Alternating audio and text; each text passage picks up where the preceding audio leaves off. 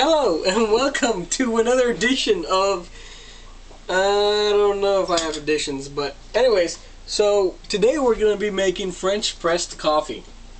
And I'm going to show you some methods that I use to make this coffee. Basically, you'll need 1 cup. I'm not going to do the whole ingredients list because I really don't know what you like, what you don't like. So I like to make it to measure. And for this, I'm filling it about halfway. Halfway in this cup is about 1 full cup, and I'm gonna put it in the stovetop because I find it's better to boil the water rather than heating it on the stove, because something with the stove, it conducts the certain heat in a way that it burns your tongue, but the stove will not harm your tongue. It's actually drinkable. So I have that on high heat right now. I'm going to take out my beans that I purchased. This time it's organic Flores from actually Indonesia. It's an Indonesian roast. It's actually I don't know if you can see this or not, but it's medium roast, and it's a little bit buttery notes, a little bit buttered, a little bit nutty. So I'm putting I usually put around 2 spoons. For that cup, I put about 2 1/4 whole beans, because I like to grind them, because the more recent the grind, the fresher the taste, the better the coffee tastes, the more body, the more depth it has, the more acidity. It actually is not too bitter. That's supposed to be right. So I put it in my crooks. I have an F720 coffee grinder. So you're going to just burst it a few times to grind it. You don't want to grind it continuously, because if you grind it continuously, it will scald the bean. It will overheat the bean, and then it'll create the bitter taste. So what you want to do is count for 1 second every time you want to push the button down, and repeat that a few times. Let's see how many times I do it.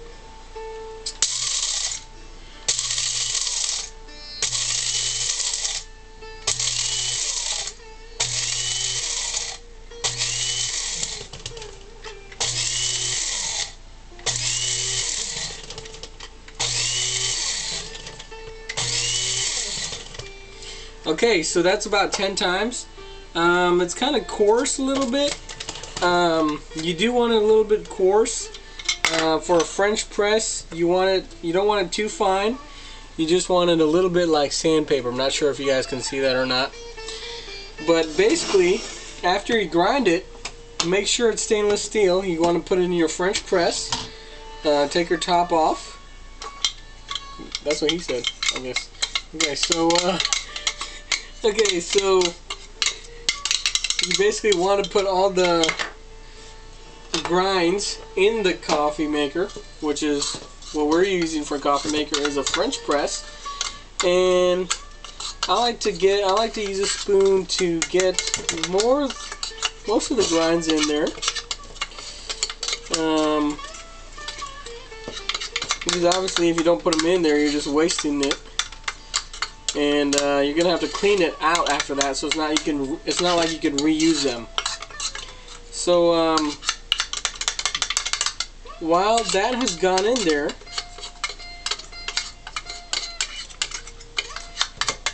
okay, now what you want to do is make sure that's about 2 spoons of grinded coffee, 2 tablespoons of grinded coffee in here, and this is almost coming up to it's starting to simmer, starting to bubble a little bit, but we're going to wait until it comes to a rolling boil. After that, we're going to remove it from the heat, because we don't want to put the boiling water, because before we put the water in the French press, we want it to cool just a little bit, but we don't want it to cool too much, otherwise it will be cold coffee, and we're going for hot today. And also, we don't want it to be too hot, because too hot creates will also burn the beans, and if they're burned, they'll be bitter. it'll create that bitter taste, which is not supposed to be there. So right now it's just boiling, and it's gonna be right under boiling. We're gonna stop. I'm gonna swirl it around a little bit, wait for the bubbles to stop, and pour it in our French press like so. Okay, put it back on there, and just to captivate the goodness, I'm gonna keep this on there. I'm not gonna push this right under there, but I'm gonna let some surface. This is the coffee, this is the crema, and this is the area that it has to bloom, because when it heats up it does bloom a little bit, so you want to give it that area, but then you don't want the goodness to seep out of it in the gas form, so you cover it up. We want to let this happen for 3 minutes, about 3.5 minutes with stir, 4 minutes without stir. I don't really generally like stirring it. If I stir it, it's pretty much kind of swirling this around, and it's been about 45 seconds already. So I don't have a timer. A lot of coffee shops that actually you pay to get coffee in, they have timers, and they go by the time, because if you let it steep too much or brew too much, then it over extracts the bean, and it creates the too much flavor in too small quantity of water, so it'll be a little bit bitter. And if it under extracts or doesn't have enough time, then you're not going to get the right potency from the bean, I should say. Right now I'm actually cleaning out my grinder right now. Even though I finished grinding, I'm not going to make another cup right now, but because I don't want to let the beans, the residual, stay, simply because if you don't clean it out, then your coffee grinds. As the beans, they have oils, and then the oils will stick to your grinder, to the metal, and they'll leave like a residue. And if you don't clean it out, then those oils, over time, they will affect the taste of your coffee, because they become stale. So you do want to clean it out every time, just like that, and put it back.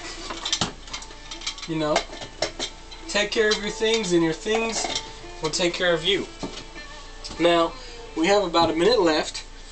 I normally don't use, what is this, evaporated milk today. I normally use half and half from Borden's.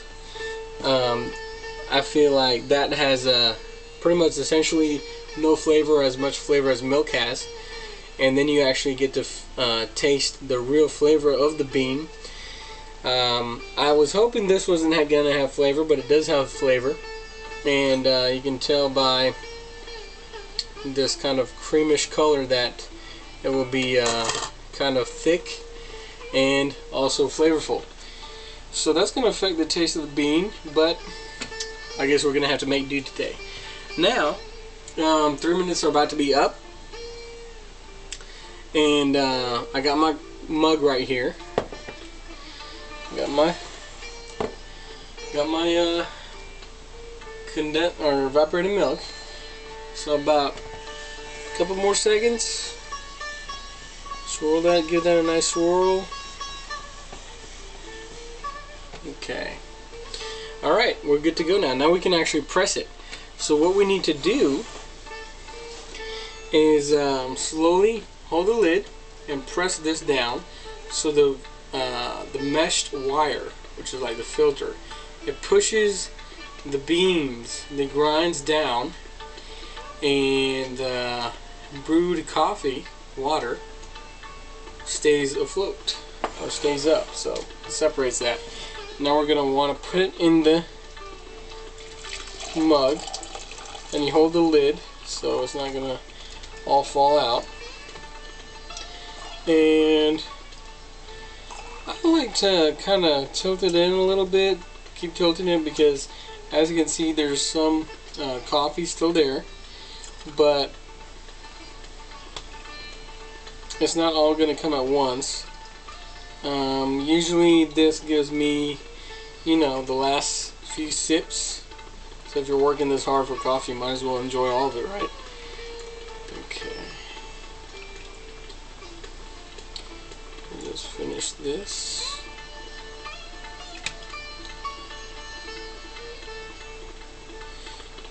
Instead of just holding it like this and letting it drip, I put it back and, you know.